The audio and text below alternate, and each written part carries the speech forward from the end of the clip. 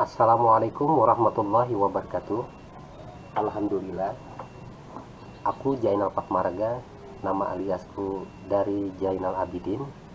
Hari ini ingin menganalisis satu berita yang mana menyangkut perkara dari aku sendiri di Pengadilan Negeri Banjarmasin dengan nomor perkara 50 garis miring PDP-G garis miring 2022 garis miring PN.BJN. Nah, pada satu kesempatan aku telah didatangi seorang rekan dari media online Koran Banjar. Nah, ini adalah pemberitaan yang dibuatnya seusai aku bersidang pada tanggal 6 September 2022 saat menyampaikan eksepsi dan jawaban pertama untuk para penggugat intervensi. Nah, langsung saja kita baca.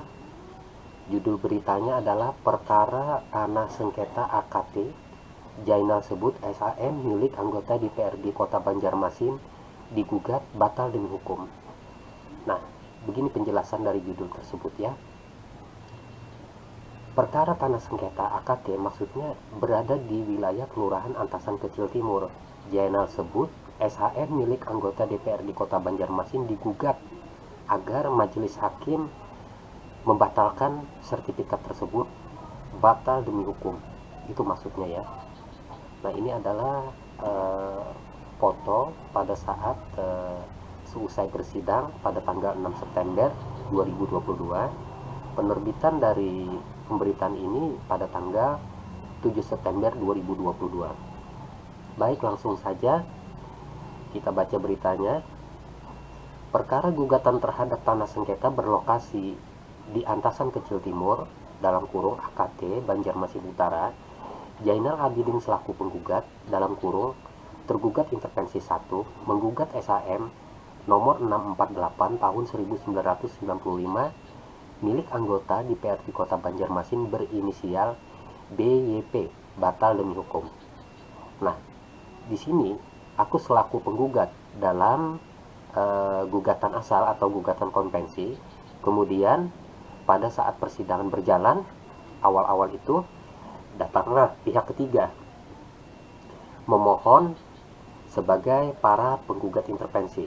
Di dalam putusan sela kemudian mereka dikabulkan sebagai pihak sehingga mereka menjadi para penggugat intervensi, sehingga aku menjadi tergugat intervensi 1 karena tergugatnya menjadi tergugat intervensi 2. Nanti akan aku buka bagian mana eksepsi jawaban pertama yang telah aku buat, dijelaskan siapa-siapa pihak yang berperkara. Nah, langsung saja kita teruskan lagi. Banjarmasin, koranbanjar.net. Pernyataan tersebut ia sampaikan dalam wawancara kepada media ini usai menjalani sidang eksepsi perkara gugatan tanah bersengketa di Antasan Kecil Timur atau AKT di Pengadilan Negeri PN Banjarmasin Selasa 6 September 2022. Untuk itu, ia meminta majelis hakim membatalkan demi hukum legal standing SHM nomor 648 tahun 1995 milik BYP. Aku jelaskan saja ya. BYP ini singkatan dari nama panjangnya adalah Bambang Yanto Purnomo. Nah, di sini aku memberikan satu komentar. Saya meminta kepada majelis hakim untuk membatalkan demi hukum legal standing milik para penggugat intervensi dalam kurung BIP, yaitu SHM nomor 648 tahun 1995, Pinta Jainal.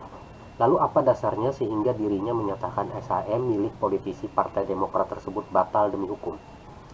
Jainal mengungkapkan, dalam SHM 648 tahun 1995 itu terdapat kesalahan administratif yang sangat serius sekali. Nah, begini ya aku jelaskan ya. Nah, ini adalah dokumen yang selama aku bersidang ya. Nah, jadi dokumen. Nah, kebetulan di sini ada peta ya.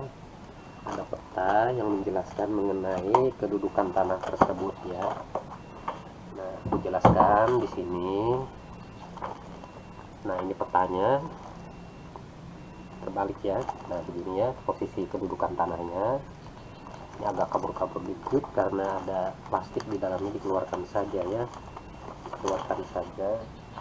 Ini adalah bagian dari bukti yang aku sampaikan di pengadilan. Nah, jadi begini posisi kedudukan tanahnya. Jadi yang kuning ini adalah jalan ya, jalan. Jadi kalau di seberang sini adalah Kelurahan Surgi Mukti, di sini adalah Kelurahan Antasan Kecil Timur, sedangkan di sebelah sini adalah Kelurahan Sungai Miai. Nah, jadi aku sebut karena batal demi hukum ya, aku minta petitum kepada majelis hakim. Dikarenakan sertifikat ini berubah-ubah lokasinya ya. Pada awalnya lokasinya berada di Kelurahan Sungai Miai, kemudian katanya oleh kuasa hukum dari para penggugat intervensi, yang mana didalilkan di dalam surat gugatannya, berpindah ke Kelurahan Antasan Kecil Timur, kemudian pindah lagi Kelurahan Surgi Mukti, kemudian pindah lagi di Kelurahan Antasan Kecil Timur. Nah, sedangkan di dalam buku sertifikat ya, yang mana 648 itu berasal dari pecahan dari 339, disebutkan di dalam buku tersebut lokasi berada di Sungai Miai. Kemudian setelah pemecahan menjadi 648 itu berada di Surgi Mukti, tertulis di sana Surgi Mukti dengan jelas. Tetapi gugatan ini tanah sengketanya berada di Antasan Kecil Timur. Nah, jadi di dalam buku sertifikat 648 tahun 1995 ini terdapat di sini suatu kesalahan administratif ya yang sangat fatal sekali. Bisa-bisanya buku sertifikat ini berubah-ubah ya, sedangkan pemerintah dalam hal ini Asisten 1 Pemerintahan Sendako Banjarmasin menyatakan di dalam jawabannya tidak ada pemekaran wilayah antara dua kelurahan Sungai Miai Antasan Kecil Timur atau Antasan Kecil Timur dengan Surgi Mukti. Nah, lanjut lagi ya dibaca. Sebab diduga di dalamnya terdapat pernyataan palsu terkait lokasi objek yang berubah-ubah dari Kelurahan Sungai Miai menjadi Kelurahan Surgi Mukti, kemudian berubah lagi menjadi AKT bebernya. Jainal berargumen dengan perubahan-perubahan itu diduga kuat terdapat pernyataan palsu. Ya jelas, akunya menduga kuat. Bahkan aku tidak lagi mengatakan diduga lagi, kalau di dalam gugatan perdata itu harus wajib memastikan bahwa SHM ini bukan lagi diduga, tapi memiliki pernyataan palsu. Sebab karena jelas-jelas objek sengketa ini berada di Kelurahan Antasan Kecil Timur, tapi dari buku yang dimiliki oleh para penggugat intervensi, lokasi berada di Surgi Mukti. Jadi jelas di dalam ini kalau memaksakan kehendak untuk mendalilkan menyatakan tanah berada di Kelurahan Antasan Kecil Timur, itu mengandung pernyataan palsu. Karena apa? Tersebutkan di dalam buku sertifikat bahwa tanahnya berada di Kelurahan Surgi Mukti. Kita lanjut lagi dibaca. Dijelaskan, saat sidang berjalan ada 2 poin eksepsi yang disampaikan. Nah, eksepsi telah aku sampaikan itu ada 2. Error in persona, kurang pihak, kemudian menyangkut mengenai objek gugatan mereka itu error in objecto, jadi salah lokasinya ya. Nah, pertama, menanggapi adanya pernyataan dari pihak penggugat intervensi dalam kurung BIP saat gugatan bahwa ada saudara kandung mereka yang meninggal dunia. Lanjut, kalau memang dinyatakan meninggal dunia, berarti kata Jainal ada ahli waris pengganti. Karena ahli waris pengganti tidak dilibatkan sebagai subjek hukum di dalam perkara tersebut, artinya gugatan tersebut menurut Jainal kurang pihak. Kedua, secara material dalam gugatan ini, objek sengketanya itu ada di Kelurahan AKT. Namun dalam SHM yang dipegang mereka lokasinya berada di Kelurahan Sungai Miai. Kemudian pindah Kelurahan Surgi Mukti. Jadi secara material objeknya ini beda. Sehingga eksepsi dari saya memohon kepada majelis hakim yang memeriksa dan mengadili perkara ini agar gugatan pihak intervensi BIP tidak diterima, tegasnya. Adapun dari pihak BIP melalui kuasa hukumnya, Imam Ferdiansyah mengaku dalam gugatannya bahwa sejak tahun 1978 ayah para penggugat intervensi telah memiliki garis miring menguasai sebidang tanah yang terletak di Jalan Sultan Adam, Kecamatan Banjarmasin Utara, Kota Banjarmasin. Nah, Jalan Sultan Adam ini baru ada pada tahun 1980-an ya, tepatnya 82 perencanaannya, dan itu mulai terbentuk jalan itu pada tahun 1985. Sedangkan di sini mengaku memiliki tanah sejak tahun 1978 berada di Jalan Sultan Adam. Jalan Sultan Adam belum ada pada saat itu ya, pada tahun 1978. Kita lanjut lagi. Dulunya Sungai Niai, terus masuk Kelurahan Antasan Kecil Timur, dan pernah masuk wilayah Kelurahan Surgimukti. Nah, disinilah ada kejanggalan ya dari apa yang disampaikan, dalil-dalil bertentangan dengan bukti awal yang disampaikan berupa SHM 648 tersebut. Baik, untuk sementara mau minum dulu ya, minum dulu. Ini pagi ya, jadi hari Minggu tanggal 16 Oktober 2022. Bismillahirrahmanirrahim. Sambil ini makan kue ya. Bismillahirrahmanirrahim.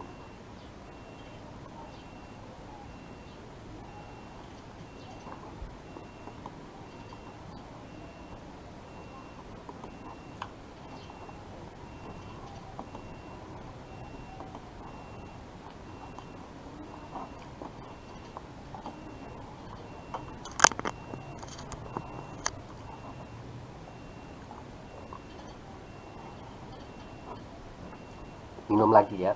Bismillahirrahmanirrahim.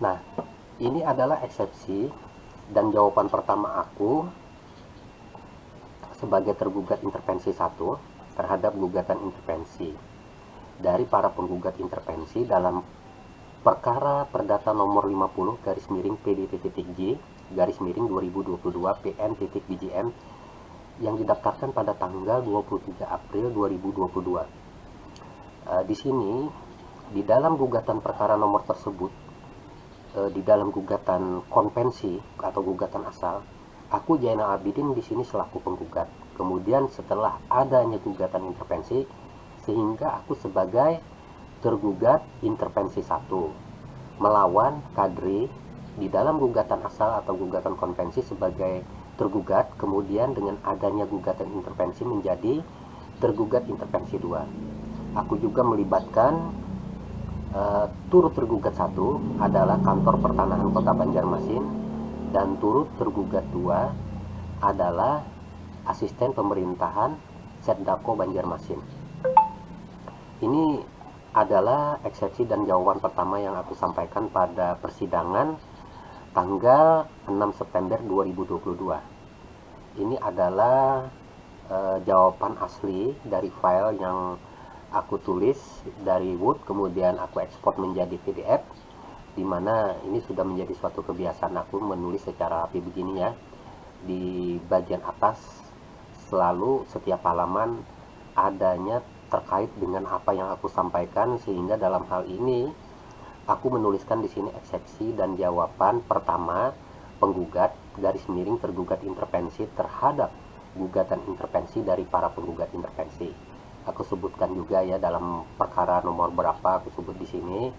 Kemudian di bagian bawah ya kakinya ini di sini aku tulis Zainal Abidin is the principal as the plaintiff, di mana aku adalah sebagai pemilik perkara langsung ya, yang berkepentingan, aku sebagai penggugat, maksudnya ini halaman 1. Nah, ini disampaikan pada tanggal 6 September 2022 kepada Yang Mulia Ketua Pengadilan Negeri Banjarmasin di Jalan Mayor Jenderal di Panjaitan nomor 27 Banjarmasin di Banjarmasin UPI Yang Mulia Majelis Hakim Perkara Perdata nomor 50 dan seterusnya. Nah, biasanya ya kalau aku membuat ini, aku mulai dengan ucapan menyebutkan asma Allah, baik itu assalam atau bismillahirrahmanirrahim. Kemudian aku sebut kedudukan aku sebagai penggugat. Nah, dan yang terpenting di sini adalah ingin aku jelaskan di dalam gugatan asal aku atau gugatan konvensi, di mana aku meminta kepada majelis hakim, yakni di dalam bagian petitum. Kita lihat petitum dalam gugatan konvensi apa-apa yang ingin aku sampaikan. Nah, kita lihat di sini. Ini adalah petitumnya.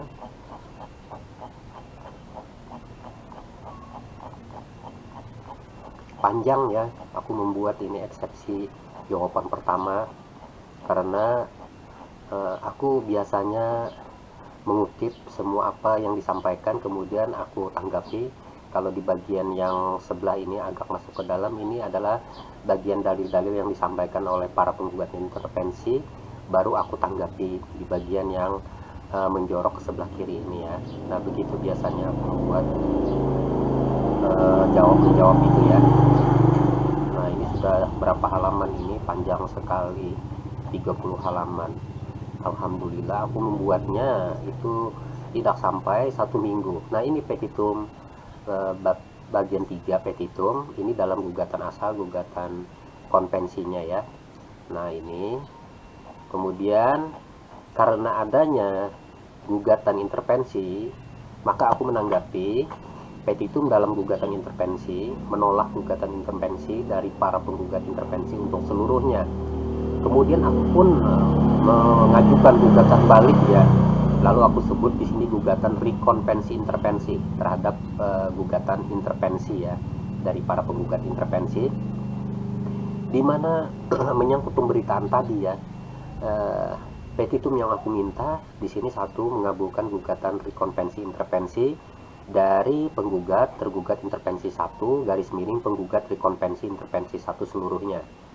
Kemudian yang kedua, nah ini dari pemberitaan yang dimaksud tadi ya.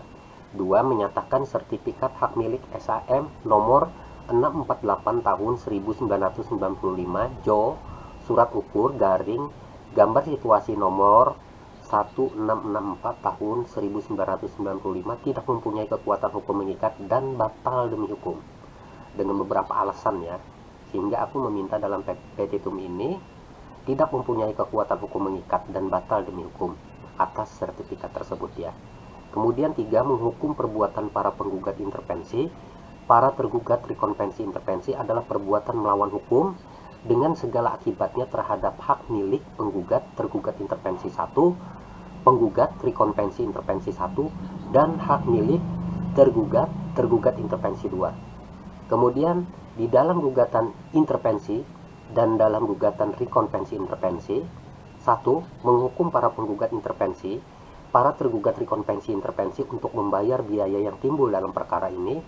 2, atau apabila Yang Mulia Majelis Hakim Pengadilan Negeri Banjarmasin yang memeriksa dan mengadili perkara ini berpendapat lain, mohon kiranya diputus dengan putusan yang seadil-adilnya ya. Nah, jadi di dalam deskripsi ini nanti saudara aku dapat membaca, mempelajari eksepsi jawaban pertama yang telah aku buat untuk menanggapi gugatan intervensi ini ya.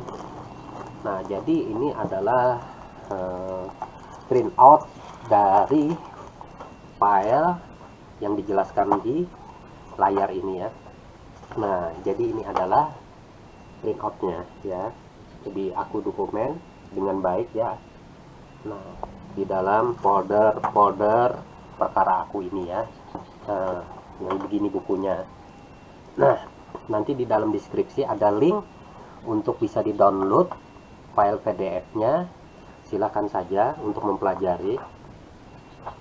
Kiranya ini dulu yang aku sampaikan, di mana dalam hal ini aku hanya memberikan pengalaman atau sharing dalam perkara ini, bagaimana cara menanggapi dari gugatan intervensi dari para penggugat intervensi. Ya, bagi mereka yang dalam tahap belajar dapat untuk mempelajarinya, dan bagi mereka yang sudah profesional mungkin bisa memberikan masukan-masukan kepada saya, karena saya bukan seorang advokat, bukan seorang lawyer, tapi aku adalah lawyer bagi diri aku sendiri. Aku adalah legal advisor bagi diri aku sendiri. Jadi dengan pengalaman-pengalaman yang pernah aku lalui sejak tahun 2011, kemudian di zaman gugatan online dari tahun 2018 sampai dengan 2022 sampai sekarang ini, aku secara intensif melakukan kegiatan-kegiatan persidangan dalam waktu 3 sampai 4 hari dalam satu minggu. Setiap minggu itu ya, alhamdulillah semua berjalan dengan baik-baik saja, dan aku banyak belajar juga melalui internet, membaca pendapat-pendapat hukum, membaca jurisprudensi, membaca putusan-putusan yang sudah diputus oleh majelis hakim, menganalisis, belajar banyak bagaimana gugatan itu bisa diterima, bagaimana gugatan itu kok ditolak, jadi apa kekurangan-kekurangan, kelemahan-kelemahannya, sehingga dari situlah aku banyak belajar. Baiklah, itu dulu yang ingin aku sampaikan.